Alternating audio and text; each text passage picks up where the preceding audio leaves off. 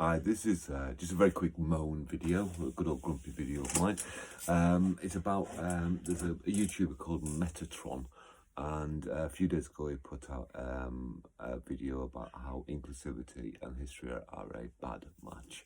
And I know that lots of people reacted to this, and lots of people spoke a lot of reaction videos, but this is my basic take on it. Because the guy's either a complete idiot or doesn't know history or at all, to be honest with you. And it's down to the arguments he makes. He makes a lot of straw man arguments. What he does is he creates a lot of scenes and then argues against his own creations in a way. So what he's actually saying doesn't reflect reality. To give you a rough overview of what he is saying is that he particularly goes on drama and theatre and film productions, and that crowbarring people in, let's say for example somebody who's black into a character position or into a historical position of somebody who's white is not inclusivity. Putting somebody in as LGBT, or putting somebody in as female when they used to be male, or male when they used to be female, or whatever, is not inclusivity.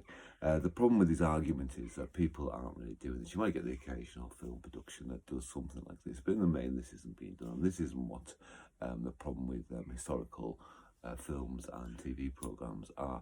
The biggest problem with historical TV programmes and films, if you take his angle about education, is that they misrepresent the actual history that we know. It could be, I mean, one of my big beefs is what people are wearing, you know, the armour, the clothing. You know, you get good production like Vikings, and I can accept that it's a theatrical presentation, so they're sort of taking real events and they change the timeline slightly to make it actually work as a TV programme. But I think they would personally look better if they actually dressed like we know Vikings did dress. But his argument, and he puts through some very strange ways of presenting things. He gives a couple of examples at the beginning. One's a very obvious one, that, you know, somebody comes along for a job interview and they're absolutely perfect for the job. Then you find out they're gay, so you reject them, and they say that that's a horrible employer. And then his second example on the other side is that because you want somebody who can do it, be an interpreter, I think it was for Korean, you go along and accept somebody who's got barely any knowledge of, you know, reject all the good candidates, but reject and accept one who's got barely any Korean knowledge, but because they're female, lesbian, from Mars, you know, whatever. And he's saying that's a bad thing. And it's a stupid argument because he's actually twisted it to create the case in a way. But I think my biggest things that are upsetting about what he says, or annoying about what he says, is one, that he claims to have been a teacher beforehand. And if that's true, then he was a very, very bad teacher, to be honest with you. The second one is that he's saying, I'll explain why he's a bad teacher in a second. And the second one is that he says that we must follow history, the facts, because that gives us the facts. And that means he doesn't understand history at all. He doesn't understand what history is about. And he's got a misconception, which is a bit bad because his entire channel is based upon historical things. He says he researches everything, and everything he says is facts, but he doesn't actually understand history and what history is about. And I understand entirely as well that a lot of it's to get clickbait going, because the more people that react against his videos, for good or for bad, then they get more people coming to them and he makes more money. And that's what he did at the end of the day. So, to explain what I mean about the teacher side of it, being a very bad teacher, and particularly around inclusivity, within the UK, within England, about 3 weeks ago, me and another fellow exile went to show some 11-year-old pupils, 132 of them I think it was, at a school about weaponry. And we took weapons along, we demonstrated to them, we did some demos, and we showed them different weapons from different periods.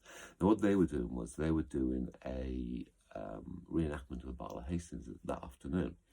Now, in that classroom in front of us, if we turned around to them and said, look, from an inclusivity point of view, taking this argument, only people who could possibly have racially and sexually descended, you know, being actually at the Battle of Hastings, if we ignore your age, can take part, then we'd have probably only had one third of those children taking part in this, or the school would have only had 1/3 of the children taking part in this Battle of Hastings reenactment they were doing, because half of them were female and some of them were not white Northern Europeans. And I say Northern Europeans as well because he goes on a lot about blacks and whites and Asians and everything like this, forgetting, it doesn't even mention, he talks about himself being Italian with some very crazy examples or analogies around pizzas. But Mediterranean white people actually look different to Scandinavian white people. So if we're going to be inclusive and we're going to talk about history from his argument, then he couldn't take part in the reconstruction of the Battle of Hastings, for example.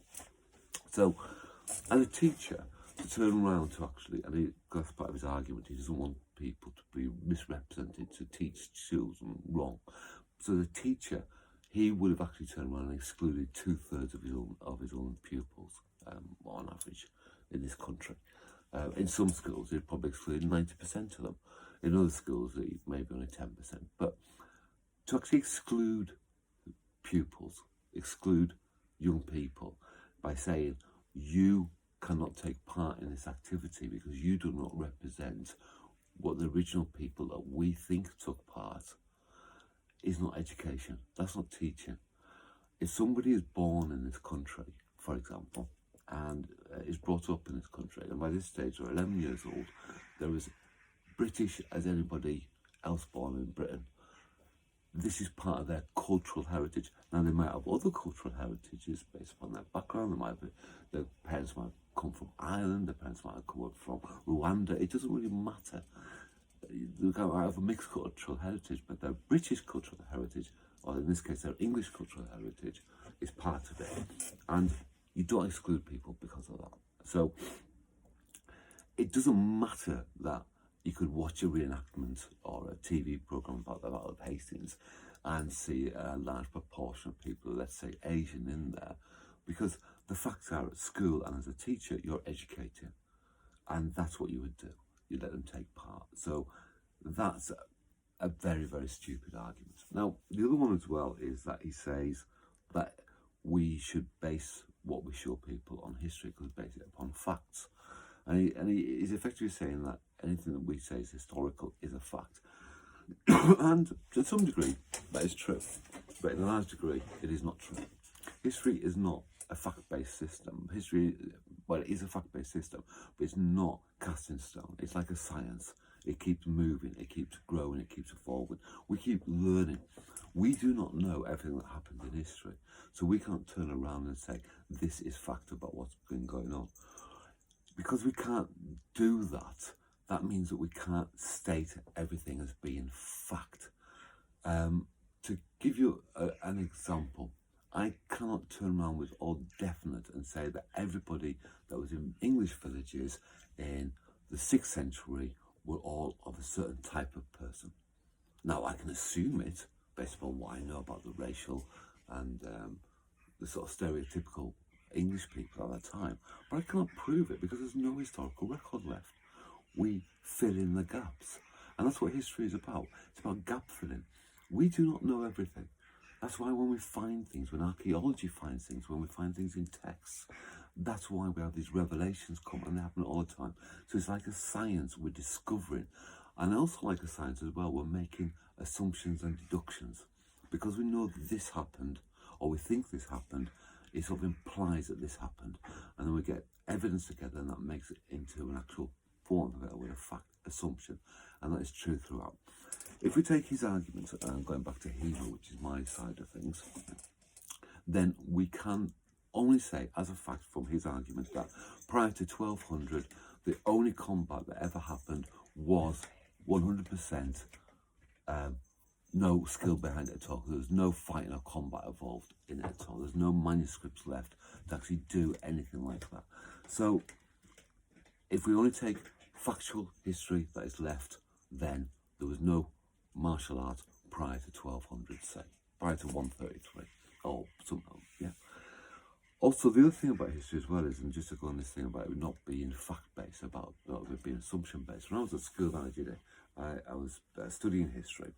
I did a paper, we were doing about the Russian Revolution, about everything that went on in Russia in the early 20th century. And part of that paper I did, I quoted a bit from a journalist. That was to do with the whites and the reds fighting each other and this side of things.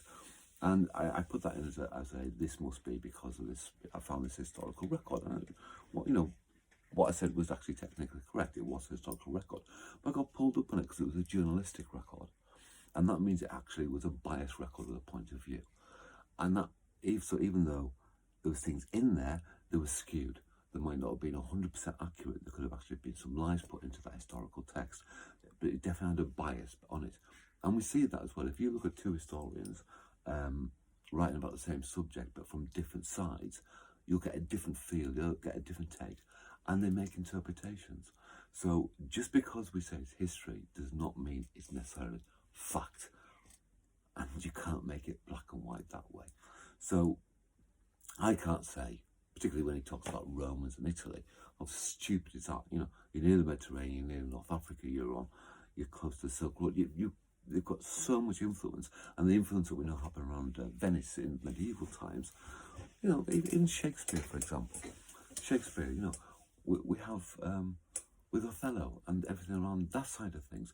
Is he saying, going back to his teacher side of things, that if we do Shakespearean plays, we must only do them as male actors, because Shakespeare was not allowed to have female actors. They weren't allowed to act at that time in England, and so hence he did actually write his plays based upon them being male actors.